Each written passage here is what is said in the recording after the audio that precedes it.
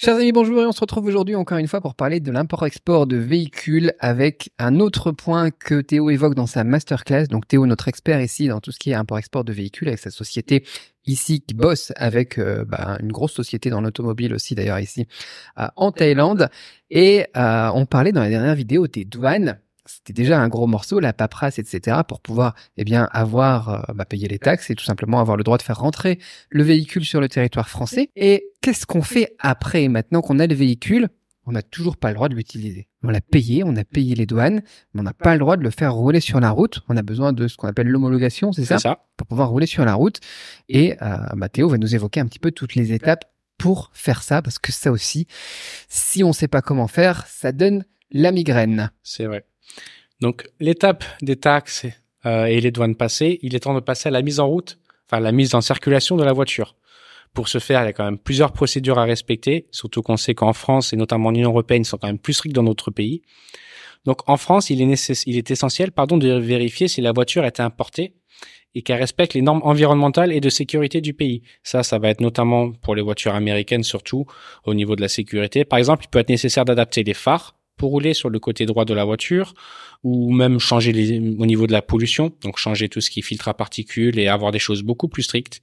En particulier sur les voitures diesel, d'ailleurs, c'est vrai que l'Union européenne est un petit peu chiante sur les diesels, surtout ces dernières années. Mais voilà, donc une fois ces procédures et une fois que vous assurez que la voiture est aux normes au niveau de l'Union européenne, il y aura l'obtention des certificats nécessaires. Et ça, c'est une autre partie qui est quand même assez difficile. Il faut savoir qu'il existe deux principaux certificats que vous devez posséder avant de pouvoir prendre la route. Il y a le certificat de conformité, donc le COC, COC. Si votre véhicule est originaire de l'Union européenne et a été immatriculé pour la première fois dans un pays de l'Union européenne, il doit posséder un COC. Ça, dans tous les cas, c'est obligatoire. C'est un document qui est délivré par le constructeur automobile qui confirme que le véhicule correspond aux spécifications énoncées dans le document, qu'il n'a pas été modifié, qu'il fait bien la puissance annoncée et que tout est bien. Une fois ça prêt, il y a le certificat de contrôle technique. Alors ça, c'est spécifique en France. Tous les véhicules doivent subir un contrôle technique pour s'assurer qu'ils sont en état de rouler. Ce contrôle est effectué par des organismes agréés et il peut être renouvelé tous les 2 ans. Donc renseignez-vous notamment auprès d'un courtier, c'est quelque chose que je conseille, pour savoir où faire passer. Normalement, vous pouvez faire passer le contrôle technique dans n'importe quel garage, mais je crois qu'il y a des garages qui sont quand même agréés pour pouvoir avoir la certification que le véhicule est dans les normes. Une fois cela fait et que votre voiture a été dédouanée et qu'elle correspond à toutes les normes nécessaires et que vous possédez les certificats requis, etc., place à l'immatriculation. Ah, l'immatriculation. Eh oui. Alors, il y a plusieurs démarches à faire. Déjà, il faut demander un certificat d'immatriculation en présentant les documents nécessaires à la préfecture ou sur le site du gouvernement. Ça peut être un justificatif de domicile, une pièce d'identité, un certificat de dédouanement que vous aurez au préalable et un certificat de contrôle technique en cours de validité. Donc ça, c'est généralement pour les véhicules qui ont plus de 4 ans. Les véhicules qui ont moins de 4 ans, ils n'ont pas forcément besoin de ça. Donc voilà, ça c'est quelque chose qu'il faut noter. Et il faut régler la taxe régionale d'immatriculation. Ça va varier en fonction de la puissance du véhicule et de la région dans laquelle vous êtes. Donc renseignez-vous si vous êtes en Corse, si vous êtes au Nord-Pas-de-Calais, je crois que les noms des régions ont changé depuis, mais... Les Hauts-de-France. Les Hauts-de-France. Mais renseignez-vous, ça peut être très intéressant et ça peut varier plutôt pas mal. Une fois que la demande a été approuvée, vous recevrez un certificat d'immatriculation provisoire. Vous recevrez le définitif plus tard par la poste et vous pourrez alors commander votre plaque d'immatriculation sur le site du gouvernement. Mais en conclusion, même si la préparation du véhicule en France peut nécessiter quelques étapes, avec une bonne planification, normalement, si vous faites tous les documents, que vous faites toutes les choses bien, ce sera assez facile. Et voilà.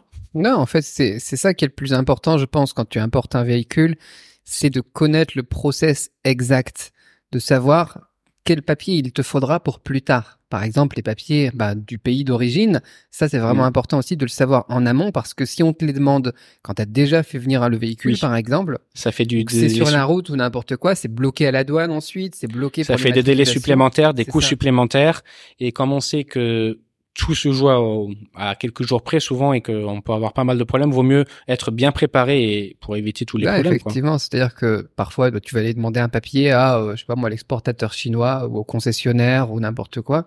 Mais on sait qu'on a des délais aussi qui sont limités pour les plaques d'immatriculation provisoires, les choses comme ça, les certificats provisoires de 4 mois de je sais pas quoi, tu vois. Au final, si tu dépasses les limites, après t'es bloqué en fait, ton véhicule il est immobilisé. Tu peux même plus le faire rouler pour aller faire les vérifications, il faut que tu le fasses remorquer, etc. Tu vois, c'est tout ça en fait.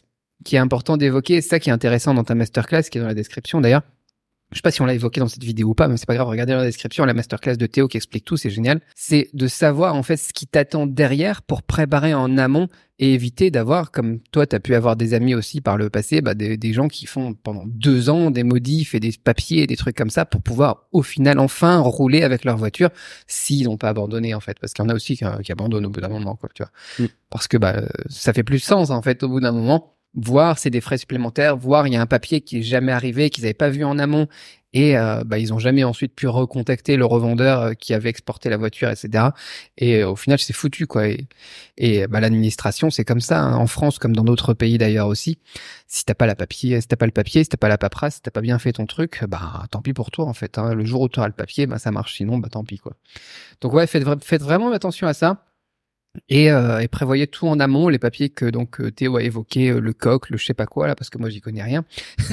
Franchement, notez tout, regardez la masterclass dans la vidéo, en dessous de la vidéo si vous avez vraiment un projet sérieux d'import de véhicule, parce que sinon on peut se brûler les ailes en fait. C'est-à-dire que on a vraiment un gros avantage à acheter des véhicules à l'étranger, que ça soit parce que certains modèles n'existent pas en France et qui sont classe tout simplement. Les voitures américaines, moi j'aime bien quand même si on a beaucoup de choses à changer ensuite derrière, ou que ça soit parce que c'est beaucoup moins cher d'importer un véhicule.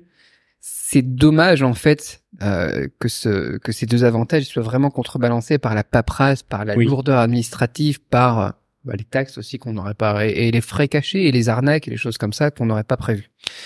Donc ouais, si on planifie bien le truc, en fait, ça se fait bien. Sinon, ça peut être chaud, quoi. Après, il faut noter quand même que le CPI, donc le certificat provisoire d'immatriculation, est valable que 4 mois. C'est ça, ouais. Ça, c'est quelque chose qu'il faut vraiment avoir en tête. Et c'est le seul document qui vous permettra de rouler légalement en France en attendant d'avoir les plaques d'immatriculation légales. Donc, si vous n'avez pas prévu les documents qu'il faut, si vous n'avez pas tout ce qu'il faut et que ce délai se dépasse... Tu l'as conduit 4 mois et ensuite, c'est fini. Voilà, c'est ça. Hein. Ah ouais, c'est souvent comme ça dans l'import-export aussi, tu vois, Puis en plus, il faut savoir qu'il y a des délais pour l'obtention d'une plaque d'immatriculation. Donc si vous faites la demande tardivement, vous attendez 3 mois pour faire la demande sur les 4 mois et qu'il vous reste plus qu'un mois et que ça prend 3 mois, la voiture va rester parquée pendant 3 mois. Quoi, hein. Ouais, une voiture qui est mobilisée aussi, c'est des problèmes. Hein. J'en sais quelque chose. Ah bah oui. La voiture, elle est dehors là, elle a souffert aussi. Immobilisée 2 ans. Et c'est des travaux encore à refaire, etc. derrière, ouais. Donc ouais, faire attention à tout ça. Et puis ouais, comme je disais, dans l'import-export, c'est vraiment les problématiques. Si t'as pas fait les choses en amont, si t'as pas fait ton inspection qualité avant l'expédition, des choses comme ça, t'as des mauvaises surprises à la réception, il te manque un truc, tu dois refaire faire des choses, etc. En plus, la main-d'œuvre en Occident d'ailleurs est aussi beaucoup plus chère. Ah bah oui. Ça, c'est quelque chose aussi qu'il faut noter et qui est évoqué dans la masterclass, c'est que si tu fais aussi des modifs avant, quand ta voiture elle est en Chine ou en Thaïlande ou peu importe, tu vois, ou au Japon, avec des pièces qui sont moins chères, avec de la main-d'œuvre qui est moins chère, des choses comme ça, avant d'exporter le véhicule aussi, tu gagnes beaucoup d'argent là-dessus. C'est vrai. Et beaucoup de temps. C'est pour ça qu'il faut être vraiment très au clair sur ce que la France demande, qu'est-ce qu'il faut modifier. Mais de toute façon, si on est bien préparé, normalement, ça coule. Mais c'est pas facile. Parce qu'il y a tellement de choses auxquelles il faut penser, il y a tellement de papiers, il y a tellement de, il faut avoir une vision claire, une chronologie des événements parce que, en tout cas, les gens qui font ça pour la première fois, c'est horrible, quoi. Ah bah c'est un casse-tête. Hein. Très intéressant, très intéressant. Eh bien, écoute, Théo, moi je propose qu'on se retrouve dans une autre vidéo pour parler encore d'autres points intéressants. Peut-être pas des douanes et des homologations, si on a quelque chose de plus léger, parce que là c'était bien lourd quand même. Ouais. C'est pas ce que j'aime le plus. Mais après, c'est quand même peut-être quelque chose qui est le plus important pour les gens qui nous regardent. Dites-nous dans les commentaires ce que vous en avez pensé. Et puis on se retrouve dans la prochaine vidéo. Ciao.